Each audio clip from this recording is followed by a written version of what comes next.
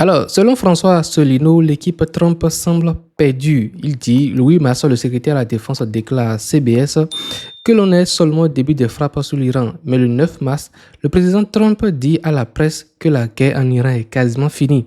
Les deux responsables ne sont donc pas d'accord pour dire si l'opération Epic Fury commence ou s'achève, si elle tourne au désastre ou si c'est un gros succès.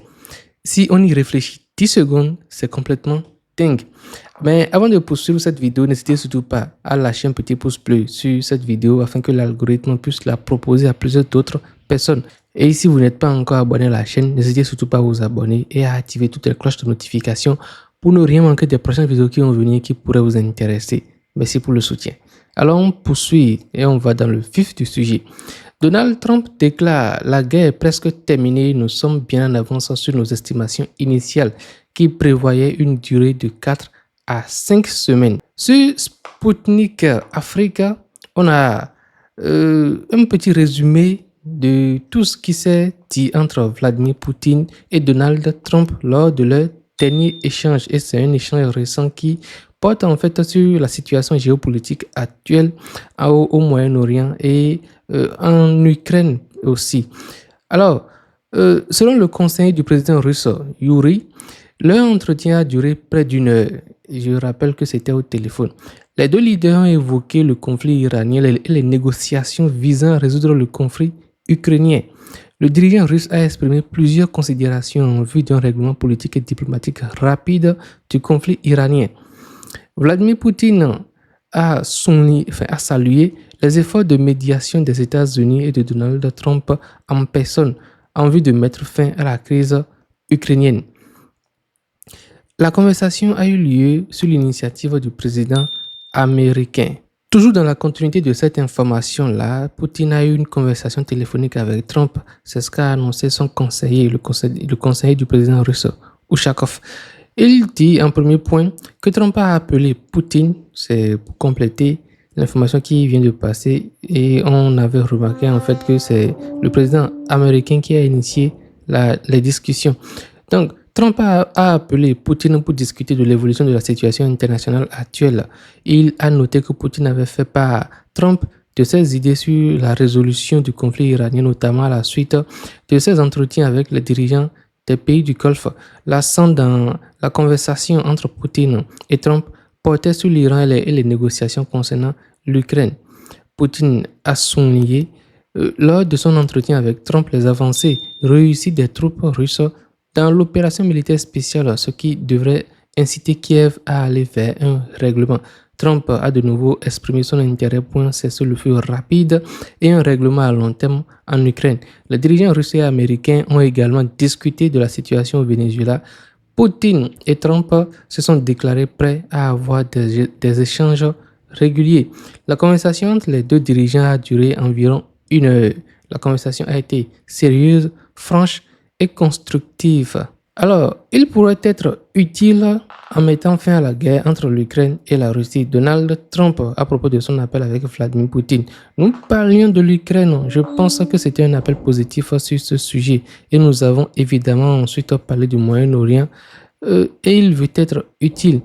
Je lui ai dit qu'il pourrait être plus utile en mettant fin à la guerre entre l'Ukraine et la Russie. On change un peu de sujet. L'Iran bombarde la maison de Netanyahou tuant son frère. Waouh. Ça c'est la loi du talion dont on parlait, ça, œil pour œil, dent pour dent. Scott Reiter analyse l'impact de l'effet Sanchez. La maison de Benji a été bombardée. Il est grièvement blessé et ne devrait pas survivre. La BBC affirme qu'il a eu un accident de voiture. Reuters, il déclare « Sa maison est en feu. Sa voiture a peut-être percuté sa maison. » C'est pour en fait se moquer légèrement des affirmations de la BBC. Si sa maison est en feu, c'est peut-être que sa voiture a percuté sa maison. Alors, je parlais de la loi du talion, œil pour œil, dent pour dent. Vous savez que le nouveau ayatollah choisi par les Iraniens, c'est le fils de l'ancien ayatollah. Et d'après les informations qui circulent, en fait, il est beaucoup plus vénère, beaucoup plus puissant que son père. Et lui, sincèrement, c'est un monsieur qui a perdu beaucoup de des membres de sa famille au premier jour du conflit. Donc, on se demande les actions qu'il va poser dans ce conflit. Est-ce qu'il va se venger? Quand on parle de se venger, est-ce qu'il va réellement se venger? Prendre des décisions, en fait, qui vont impacter considérablement le Moyen-Orient et montrer la puissance de feu ou la puissance de frappe, la puissance de la persévérance iranienne, ou carrément va-t-il choisir lui aussi la voie diplomatique comme le faisait son père quelques jours après les hostilités entre les deux parties. L'Arabie Saoudite, ça c'est une information tout droit de l'Arabie Saoudite, il y a peut-être une rupture avec les États-Unis. Les États-Unis n'interviennent que là où la guerre, c'est leur intérêt. Il est déclaré, quand notre raffinerie a été attaquée, ils n'ont rien fait. Aujourd'hui, en cherchant la paix avec l'Iran, Washington adopte des comportements suspects. L'Amérique ne suivit que par la guerre. Jean de la Street demande si c'est une erreur de calcul stratégique. Le dirigeant militaire iranien révèle que l'alliance israélienne avait prévu une opération de 48 heures, mais se trouve désormais enlisée dans un conflit prolongé. Il est déclaré par les gardiens de la révolution: les guerres de courte durée nécessitent une logistique limitée. Les guerres de longue durée nécessitent une logistique abondante, ont-ils averti. Le sénateur républicain Lindsey Graham exhorte l'Arabie Saoudite à se joindre à la guerre contre l'Iran. Il déclare à nos amis d'Arabie Saoudite: je suis prêt à signer un traité pour aller en guerre à vos côtés. Mais vous devez faire vos preuves et montrer à l'Amérique que vous êtes un allié fiable. Si vous ne pouvez pas participer à ce combat, sachez que l'Iran a attaqué votre pays avec une violence inouïe. À quel combat allez-vous vous joindre? C'est le moment de choisir. Le monsieur Graham en question, voici un peu à quoi il ressemble. Un journaliste a demandé à Trump: vous venez de suggérer que l'Iran s'est procuré un missile Tomahawk américain et a bombardé sa propre école primaire dès le premier jour de la guerre. Pourquoi êtes-vous la seule personne à dire cela? Et Trump déclare: parce que je n'en sais tout simplement pas assez. Waouh! Enfin, alors, il balance une théorie complètement dingue. Iran qui se tire une balle dans le pied avec un Tomahawk US sur sa propre école se fait challenger et répond cash: bah ouais, je sais pas assez de trucs. Il contrôle plus la situation, il ne contrôle plus la situation, le vieux. Il est dépassé par la tenue de cette guerre. Et si on continue sur cette lancée-là, Trump avoue avoir menti. Le journaliste demande: vous venez d'affirmer que l'Iran s'est procuré un Tomahawk et a bombardé sa propre école primaire. Il dit: j'inventais des histoires, je ne sais pas. Peut-être que j'ai vendu un Tomahawk à un autre pays. Alors, McGregor brise le tabou et si Netanyahou déclenchait l'incontrôlable. Le colonel Douglas McGregor avertit chez Tucker Carlson: nous avons les moyens de détruire l'Iran, mais si la guerre ne va pas assez vite, que fera Netanyahou? Il n'est clairement pas sous l'autorité du président des États-Unis. Les Britanniques et les Français ne lanceraient jamais une arme nucléaire sans nous consulter. Est-ce le cas d'Israël? Je dirais que non. Autrement dit, Washington croit piloter l'escalade, mais son allié le plus explosif pourrait agir sans feu vert. Et pour un petit point très important, il ne faudrait pas oublier que le bombardement effectué par, les récents bombardements des raffineries iraniennes ne viennent pas des États-Unis directement, mais c'est une décision prise par l'armée israélienne. Et il y a eu en fait un malentendu un différend entre les deux armées sur ce point-là. Les États-Unis n'étaient pas du tout d'accord avec ces attaques et ils sont en train en fait de se contredire sur ce paramètre-là. Et comme je le disais, le ton est rapidement monté entre Trump et Netanyahou, comme cela n'a jamais été le cas. Et Trump a littéralement hurlé au téléphone contre Netanyahou. Le message était clair: tu es en train de ruiner mon économie en frappant les terminaux pétroliers iraniens. Netanyahou a fait exploser le baril à plus de $100. Actuellement, le baril tourne autour de $108, $107. Mais d'ici la fin de la semaine ou bien la fin du mois, si le conflit s'intensifie, il se pourrait que le baril se retrouve à $150.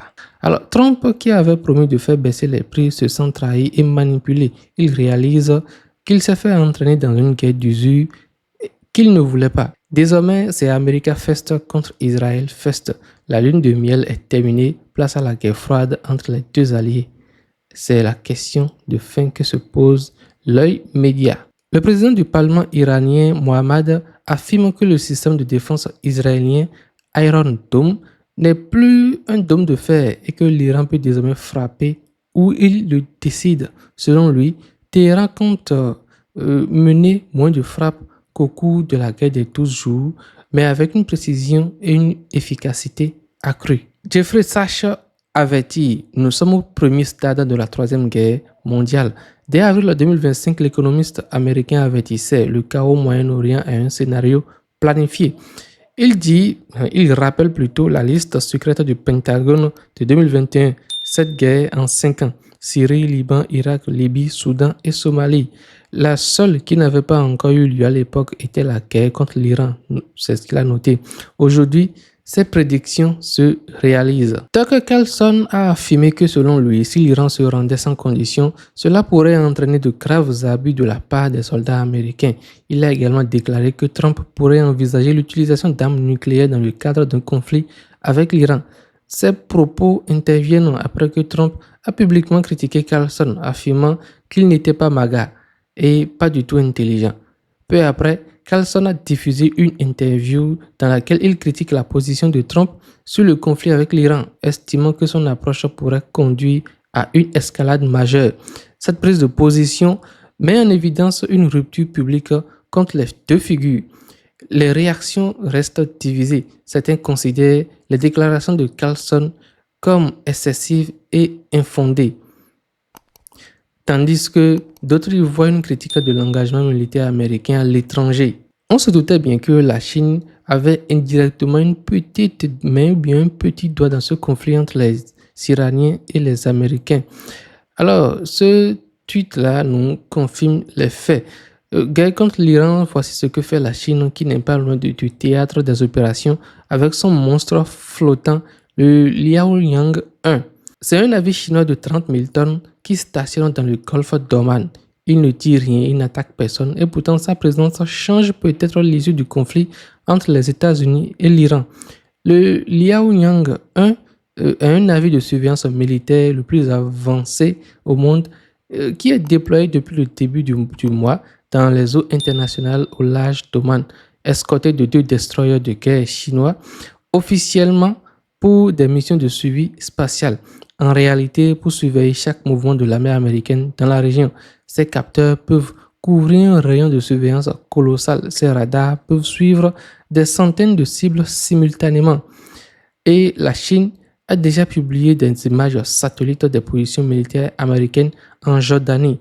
C'est un message sans ambiguïté pour dire tout simplement, nous vous voyons, nous vous observons et nous savons ce que vous êtes en train de faire. Alors, voilà l'essentiel de l'actualité sur ce zapping rapide de l'actualité au Moyen-Orient. Partagez avec moi vos avis et impressions dans la section des commentaires par rapport à ces informations qui viennent de passer. C'est toujours un plaisir de vous lire et de voir en fait vos différentes positions par rapport à toutes ces informations qui viennent de passer. Si vous êtes nouveau sur la chaîne, n'hésitez surtout pas à vous abonner à la chaîne et à activer toutes les cloches de notification pour ne rien manquer des prochaines vidéos qui vont venir et qui pourraient vous intéresser. Et on va se dire à la prochaine pour une toute nouvelle vidéo. D'ici là, portez-vous super bien.